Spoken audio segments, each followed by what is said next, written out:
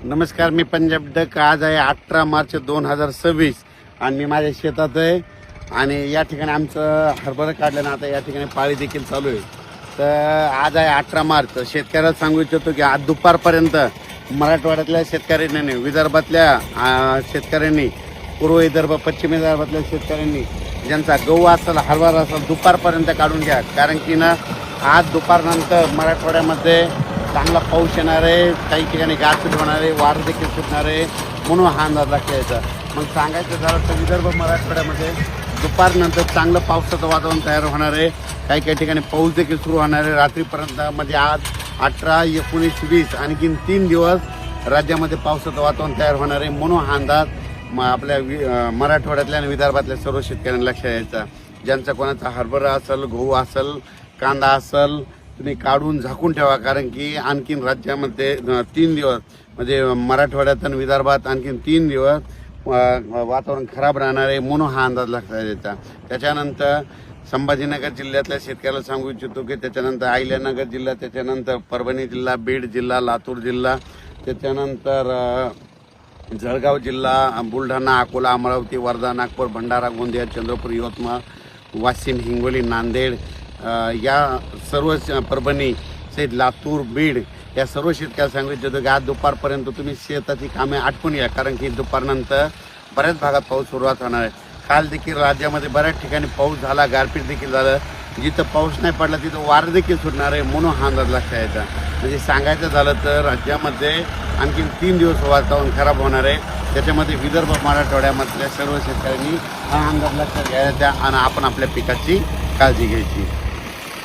काल देखील तुम्हाला एक सांगू इच्छितो, मी म्हटलं होतं ना तेलंगणा, कर्नाटकमध्ये खूप पाऊस पडेल.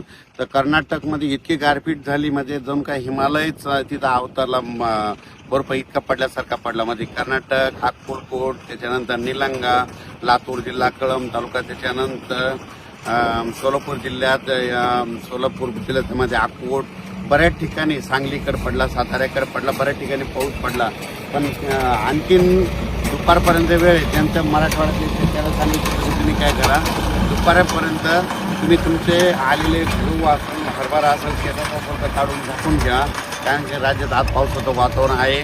पुन्हा काल देखील नांदेडकडे पाऊस झाला, यवतमाळकडे झाला, उमरेड, नागपूर जिल्ह्यात देखील झाला, चंद्रपूरकडे झाला, गडचिरोलीकडे झाला, वर्ध्याकडे झाला, हिंगोलीकडे झाला. बऱ्याच ठिकाणी म्हणजे रात्रीच्याला पाऊस वारं झालं.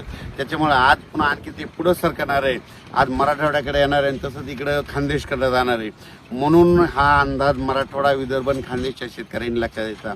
खास करून कोरडवाहू शेतकऱ्यांनी हा अंदाज लक्षात घ्यायचा.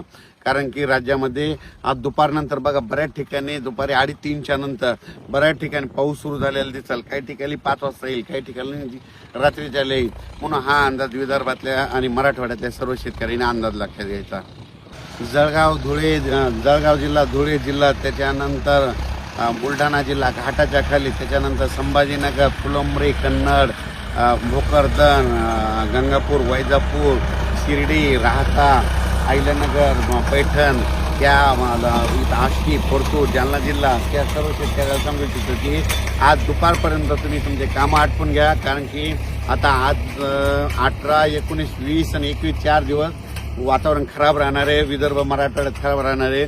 म्हणून हा अंदाज विदर्भ मराठवाड्यातल्या शेतकऱ्यांनी लक्षात द्यायचा. पुढचं नका द्यायचं. आता सर्व शेतकऱ्यांनी आपण आपल्या शेताची हरभरा असेल, गहू असेल, कांदा असेल